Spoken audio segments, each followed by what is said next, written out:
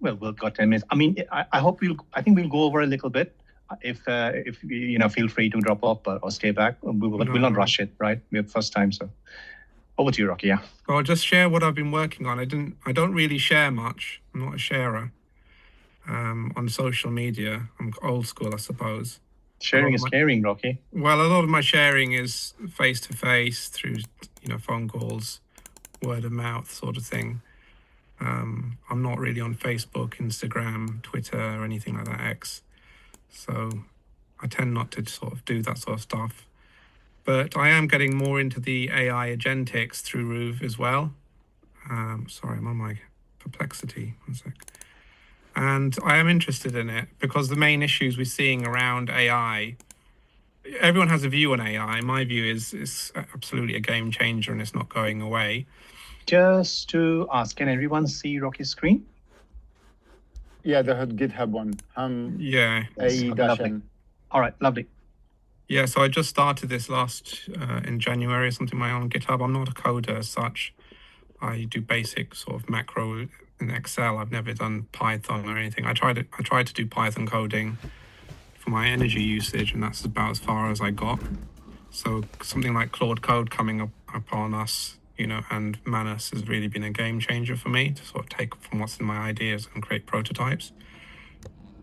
But the Claude Flow idea has really sort of sparked a lot of interest for me in that, the ability to have different personas working together and checking each other's work is a really powerful tool. I see absolutely the future being having a team, if not individual AI agents within each team who either represent that team or, interface with the wider organization. So I think this is going to be a huge stepping stone in terms of that. But being a solopreneur, I've gone from a corporate environment where you have a lot of feedback, a lot of people in a lot of departments to engage with just to yourself. So how do you sort of do this in a startup sort of sense, an organization where you can't afford to hire a board of directors and you can't afford to have teams working on you? And that's where I think Agentics and AI with agents really is going to be a huge sort of a game changer for us. So the demo I just basically wanted to show you is, like I said, that the big issue is how do you take my idea and put it in front of a VC, put it in front of an investor, a bank, a research organization, and what they always ask for is a business plan, right? But with AI, you get ideas every single day, right, in terms of business plans. So to sort of curate and use an agentic swarm, which can then act as your board and support you with a business case and a business proposal, is actually quite a powerful tool, I feel, right? And that's what I've kind of applied the agentic swarm towards. Do you want me to go through sort of how, or? Maybe at a very high level, maybe Rocky, just to show, because what your LinkedIn post yesterday was really amazing. So I think it'll be great to socialize that. I mean, maybe time limited to 5 minutes, but give us a broad brush overview. So my approach to the AI now is use every single tool that comes out the box and use it straight away. And that's how I'm kind of learning. So if you come on my PC, I've got Perplexity open, I've got Claude open, I've got ChatGPT still running, I've got Google, I've got like OpenRouter. I literally have everything going on at the same time. So whilst Comet is filling in a form or doing some research for me on something, I've got Claude running code, I've got ChatGPT working on something else, or I'm typing questions to it, and I've got Perplexity doing lab reports for me. So it's just like, totally, that's my team right now, right? And it's saving me full-time engineers. So the way I kind of focused it for this project was, I saw a comment from Roov. It's always Roov that triggers the ideas. Comment is saying, just filling in a form, AI, doing some research, where do you see yourself in 5 years' time, right? And I say AI, ChatGPT, and ChatGPT has got an edge on other AIs until just actually recently with Claude, in that it seems to know you very, very well through the fact that it kind of reads your entire history continuously and uses that as context. So I typed that into ChatGPT. It says, this is where I see your company going in 5 years' time. And it was just really sort of brilliant, right, in terms of how it kind of forecasts a journey for your own company. So then I said, okay, let's work on this and create, a multi-year plan. We did that. And then I said, okay, now I'm working with Claude Flow. Let's create a board pack using a swarm of agents to do that, right, for me in order to create that board pack. So I got actually ChatGPT, where am I? Here we go, to create basically my Claude MD file, not necessarily Roof's yet, because I haven't got that far yet to use Roof's Claude Flow. And it took out everything that it knew about me and my company based on previous chats and transcripts. And it basically created, firstly, what my mission was for the Claude MD. It created a board for me based on my chat history. It created files based on the source data of what it knew about my company, doing its own due diligence. And I was very explicit saying there may be information that you don't actually have, and this is where you have to now use RAG, and you have to go and use and find out that information using the swarm where there's gaps in the information. And then it built if you can read, then it built my agentic swarm, right? Which were these personas. So planner, orchestrator, financial monitor, GTM, enterprise architect, strategist, etc., right? So you copy all that, put it into your Claude MD file, also put in your source data in terms of what my financials are of the company, where I am as an individual, where I think my business case is going, what I'm trying to do, etc., which already ChatGPT knew about me. And then it overall created my business case for me and business proposal. Do you want to see a bit of that? I mean, yes, please. So I made it private because there's a lot of private information in here. But what I've noticed about it is that I was expecting it to fall over, right? And just have so much spurious data, so much stuff that's just not relevant, missing gaps in information. I know Roof did a demo about some trading agents, and then he was doing the demo and he was like opening folders and the folders were empty. But I think because ChatGPT supported me in terms of the MD file and also the specific prompt to put into Claude, there was literally no folder and no part of the business case that was left untouched, unchecked over, right? And also it was ragged, and you can see, next time I'm going to ask for some extra traceability, but it basically created an entire business case end to end for me, right? So executive summary, market problem, what's the solution, what's my funding strategy, what do I need to do based on where I am today, what are the actual financial models, so if I just open that, you'd expect it to be empty, but it's not. It's all full. It's full of actual relevant information, realistic numbers. It goes on and on and on, right? So you think, okay, well, maybe there's something that is missing out. What about an implementation roadmap? And it's all there, yeah? How do I go from 48K revenue, which is where I am today, on a single client, to a growth path, and step by step how to do that, right? And that's really massively powerful for someone like me right now. Sorry, can I just make a small comment? The thing that's ridiculously powerful about this is that when you create this, you still review everything, right? You still read everything. You have to. So in a way, this is still your work. This is still your words. What you've done was you steered the LLMs to say, here is the path. There's 50 different paths you can go. That's the one I want to go. Absolutely. And it just makes you ridiculously more effective, right? Yeah. And also it has the advantage that now as you progress on your path, you can just go to the LLM and say, hey, can you just update this based on the latest stuff? So the overhead of creating this is now ridiculously short. Yeah. Right? And that's the key. And also what I found is you also have no psychological dependency on the paying to create this, which basically means that if somebody says, hey, can you do it like this and can you change it like this? Absolutely, yeah. Dude, I just spent freaking a week writing months, shit. I'm not you going to spent months and put so much effort into it and tears, right? That's the key, I think, that some people miss, is the fact that you've decoupled almost like your ownership of this. This is just a physical, almost like one representation of your ideas that you will change and modify and slice without any emotional attachment to it. Absolutely. Really. Can I ask you a question, Rocky? Yeah, There. yeah. What's interesting? I want to take it where you started from, where you said, I believe you said that people can.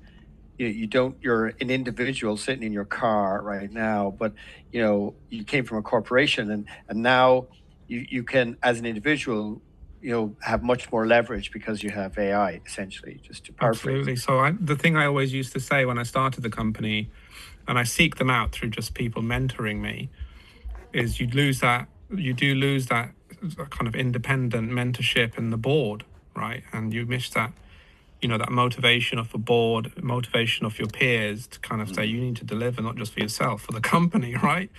It's one thing to have your wife and kids saying when you're going to pay the mortgage, but it doesn't really frame your business very well. It just panics your business. So to have sort of a board, which is your own chosen board at the point actually of starting a company, not waiting for 10 years down the road where you can afford one, is just massively powerful. And do you think that, so looking at the screen right now, I'm seeing hiring, I'm seeing a lot of things that to me actually are anti so there's not say anti, but anti-AI, because it seems like have created you more of an old world business plan.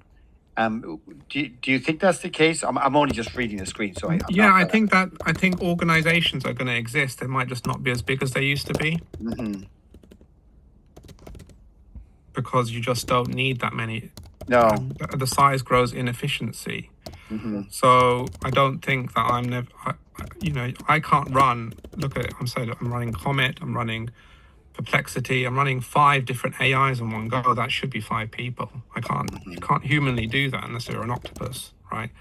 So I can't see myself not having specific roles and people running departments in the future.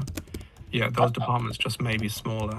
I completely agree, right? I think what we'll see, first of all, I think we're going to need more developers, not less, right? And also think that we will see a lot more smaller teams and teams that have basically almost an ability to operate at a level that today will be impossible. Absolutely. Right? In the past, dude, if you went to a team and you said, like in my cyber teams, right? If I went to them and says, hey guys, before you do anything, I want a risk assessment, I want a P&L, I want a project management, I want structure, I want documentation, I want this. They'll go F you, right? Because they wouldn't do it, right? And they couldn't do it because they didn't have time.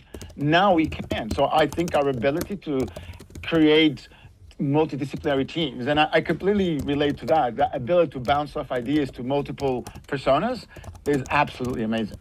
Yeah. I mean, the thing, I suppose, just to bounce off that a bit, is that my first involvement with generative AI was before chatbots and LLM AI, because we did a lot of generative design in AI for actually manufacturing.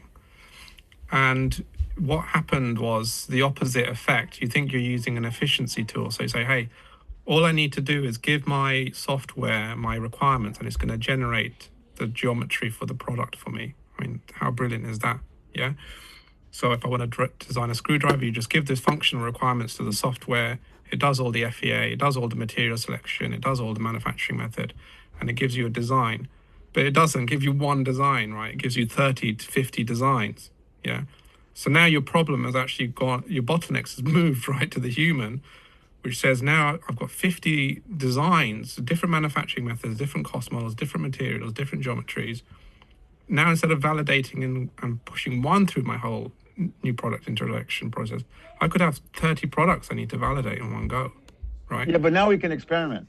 And I think that's the power. The And power is that what you can now do, is you can experiment those 30 very fast with a low cost, and then find the one that actually takes to the next phase. And then you could also experiment on that. It's a total change of the game. By the way, the labor goes up. It just moves. It moves. The labor moves. Yeah. But by the way, the way I've done this, which is so you've done almost the way I say go and do me everything. The way I've done this same business plan, which I put on the links, is I created voice memos of every area of the business plan, and then I give it to ChatGPT and Claude, and I created almost every document of the investor pack. And only when I have every single document, multiple iterations, is I created the business plan. So I found that by the time I got to make the business plan, it was actually using my own ideas, my own references on the marketing strategy, the technology strategy, the hiring, the people, etc., the financials, blah, blah, blah, blah, blah, right?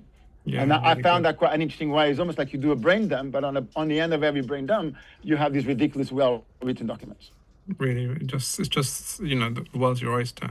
So that's it, Mondri.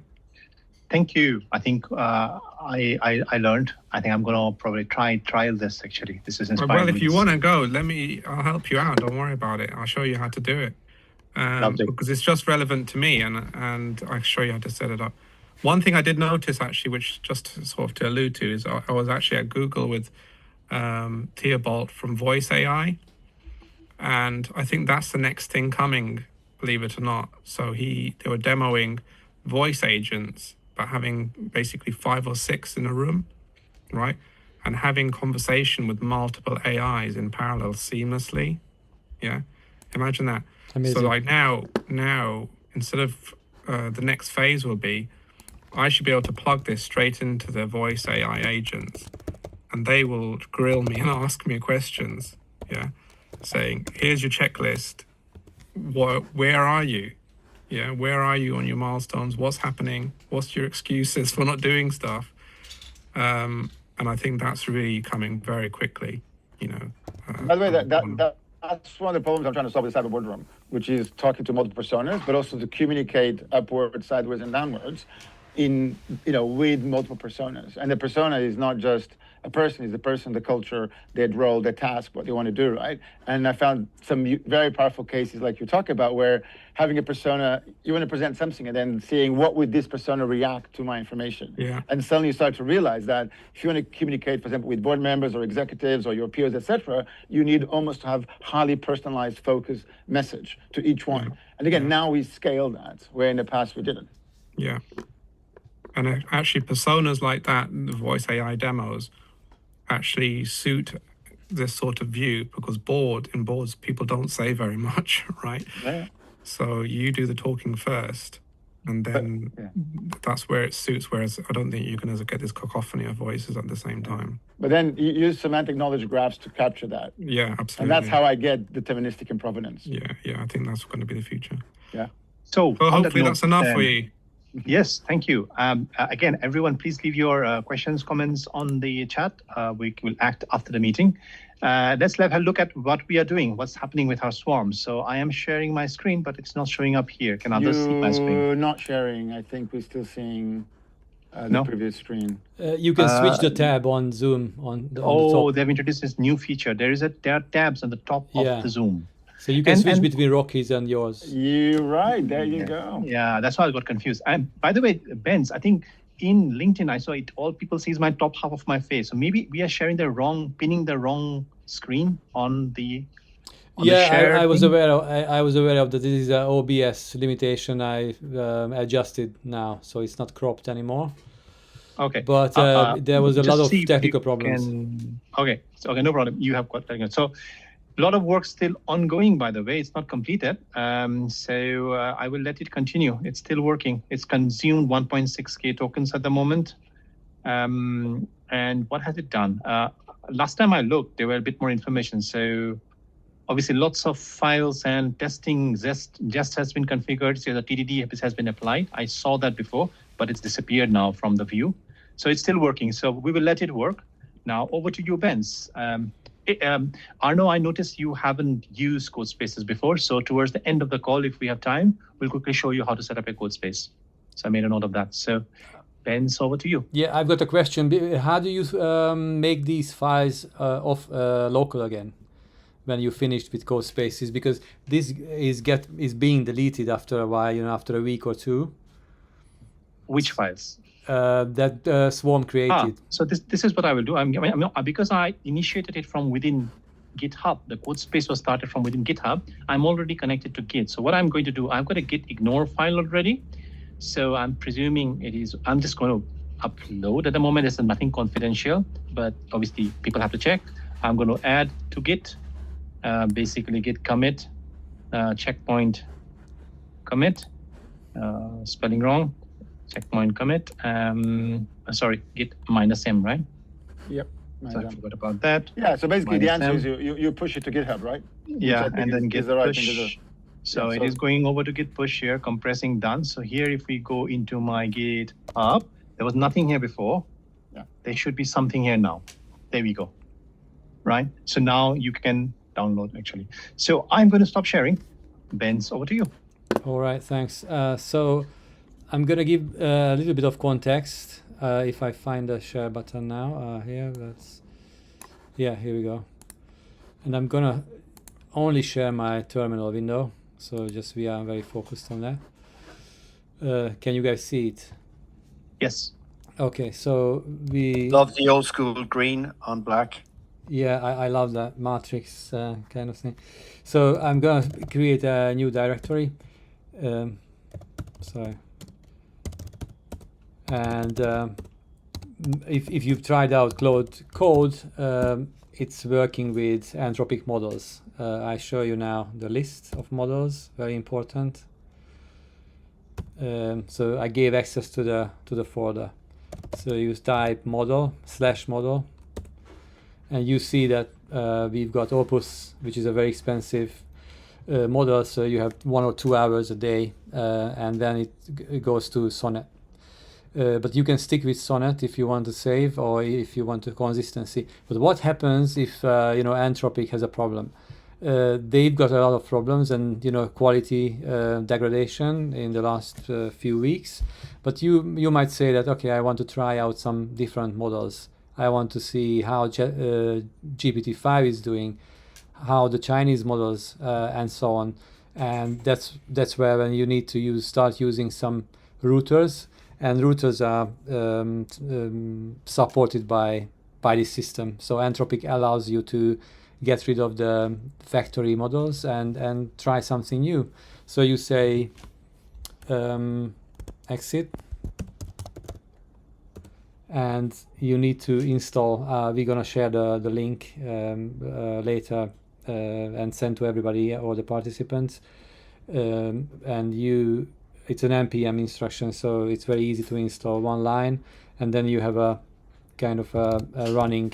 Is it called library? I don't even know was the CLI was the official term, but you can start this with CCR. This is called Cloud Code Router. That's why CCR start, and it starts as a server.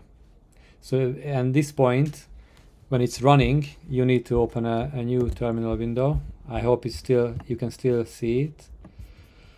And you say, you don't just type. I think we're seeing the previous. Only see the The original previous. window. Okay. Yeah. Let me share the new one. And you say, sorry, I need to cheat a little bit. CCR start. Sorry, no, Cloud Code actually. It has been recently changed from Cloud. There was another instruction how to launch, but now you can see that this is a different now. So we are using the router. The steps are the same, so it welcomes us that Cloud Code it's running already. But if you look at the model list, exactly the same step what we did before, you will see different models.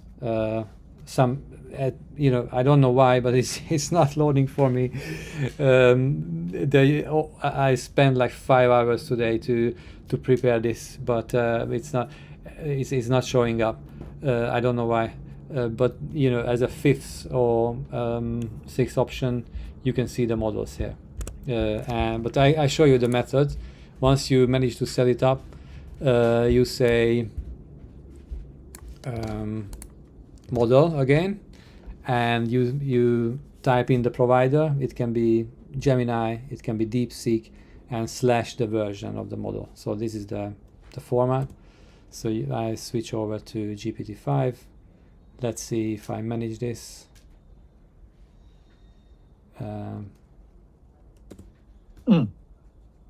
I think it's not working now.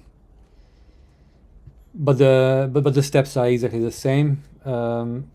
It changes to GPT-5 and it confirms that the model switch has been happening, and anytime you can switch back. So let's say you invest 1 or 2 minutes to set this up.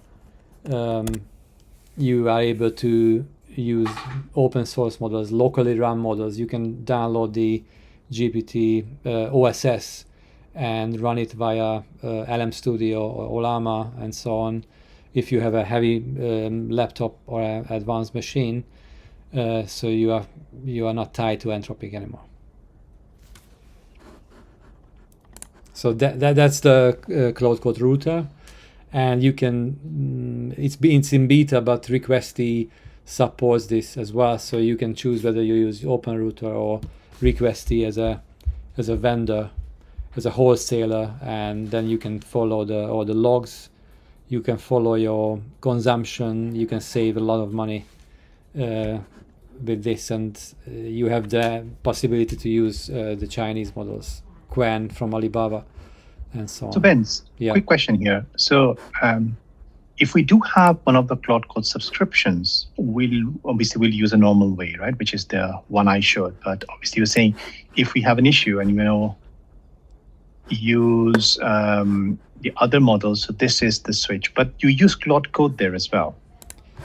I was not sure I fully... I didn't manage to start properly this system. I practiced all day, but this is the typical. But I show you what I mean on. We'll do a follow-up. Maybe a quick snippet later on, and then share with the audience. Yeah. So this is what I wanted to just finally show you just a little bit. Can you see my Requesty? Yes. Tab. So if you set up this router via Requesty, then you see the exact balance. You can see the library. So you can choose from 419 models. And of course you can use the Anthropic ones, but it doesn't make sense because you have already a subscription to Cloud Code, but you wouldn't want to do this.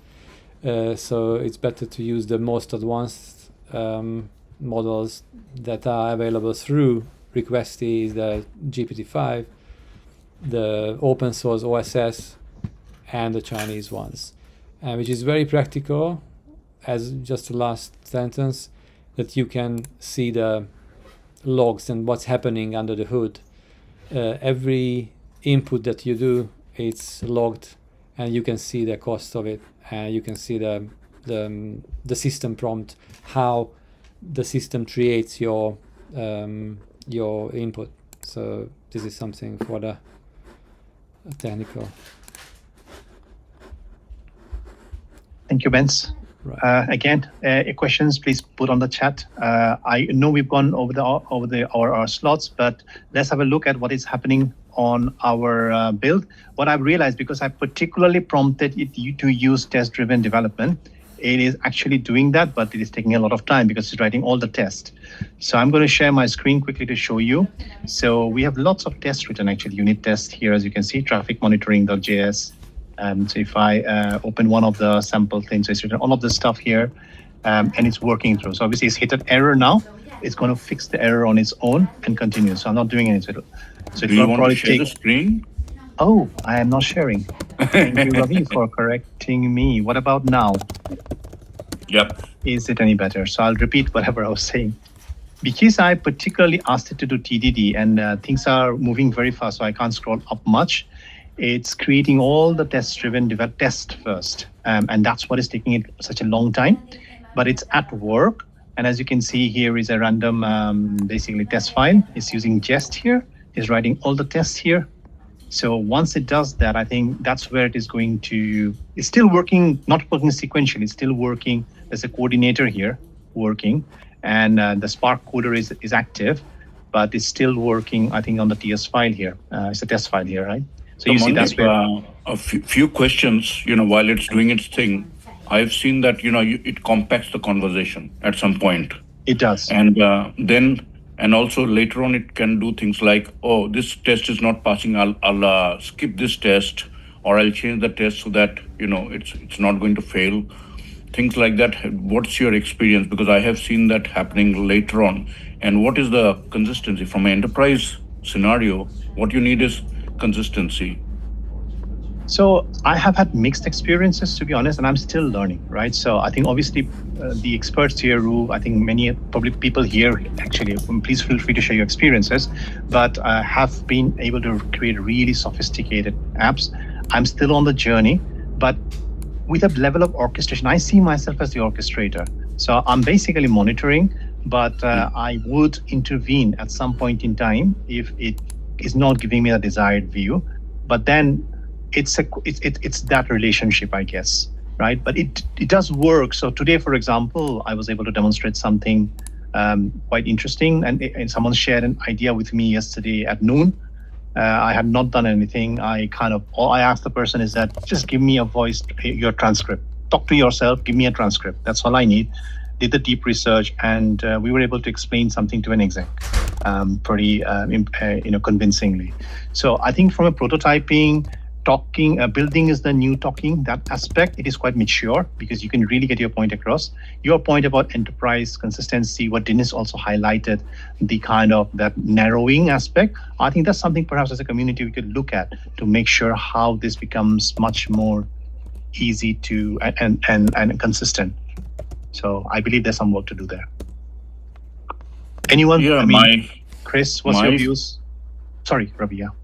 Yeah, my feeling is that the LLM itself is not that important. It is the ability to consistently digest business context is one aspect, and enforcement of like workflow like GitHub, test-driven development, all of that consistently through the process. So when it compacts, obviously that with Claude Code, basic Claude Code, it's worse than it is with Cloudflow.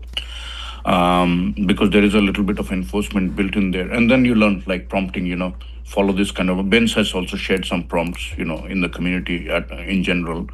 So there's, but I think I'm seeking for a teaching perspective, a consistent set of practices, if you like, whether that's prompts or whatever else. Yeah. We can collaborate on that. So Greenwich University, we are in touch with them for a module starting September. If you are working, I would love to kind of collaborate. I know Brad is also working on a few things there. So let's, yeah, I'm going off tangent, but great. But again, members of the community here, did you have what are your experiences? Please share.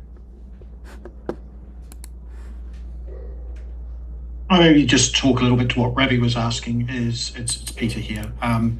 I think I distinguish between two things. When I see a lot of the Claude Flow elements where people are prototyping, so I agree that you get into scenarios where you're compacting context because you're doing a lot of things. I compare that to how we use it in a real code base. So it's a non-AI code base, and we're using AI to deliver.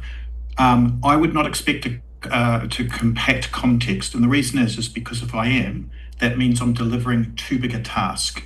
So if we're doing features, we're effectively doing lots of incremental change on an existing code base within the context of that existing code base. We want to have the same design patterns, we want to implement the same APIs and the like.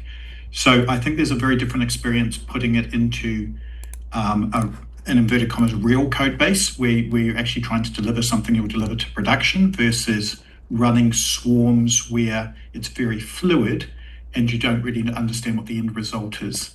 And just on the TDD, that's where we sometimes get caught. We have to be very explicit because change the code and ask it to retest against the TDD or against the tests, and it will revert all the code to meet the tests. So you have to be very explicit to say, I've now changed my code. I want you to go and update the tests because the code is correct and the test is not. So again, you kind of get these cycles of commits, and you just have to then suddenly be aware that actually you have to be very explicit on a commit cycle as to what you want it to do, or else it will try and revert your code back to the historical tests, basically. Yep. Okay. I think we should probably evaluate this a little bit more separately. So was it? Sorry, I didn't notice who was speaking. Who was speaking? Peter. Sorry, that was Peter. Yeah. Peter, right? Yeah, I'm making note of it. I think Ravi, Peter. Let's talk about this. I guess this is progressing. I know its backend development is ongoing at the moment, so conscious of time. But I guess it's open to the community. There are a few more questions. I guess if you could leave on the comments, like how useful was today? Like if you can say 1 to 10, or less than, was it useful today's session? And also probably in future, what would you like to do? And also, like, this is again democratic. Meritocracy, like anyone, we are a community. One thing I would request is just a form, if you kindly fill it up, just so that we know who the community is better. And also, may I request that each one of us, try to know at least 5 other people from the London community, right? So let us know each other better than just like, what is your name kind of thing. And the idea is that we are all at different places. If we see opportunities, because businesses need help, I think especially the SMB businesses need more help. So I guess we are a community, we can pull together to support them. So I know, Colm, you got a hand up, so over to you, please.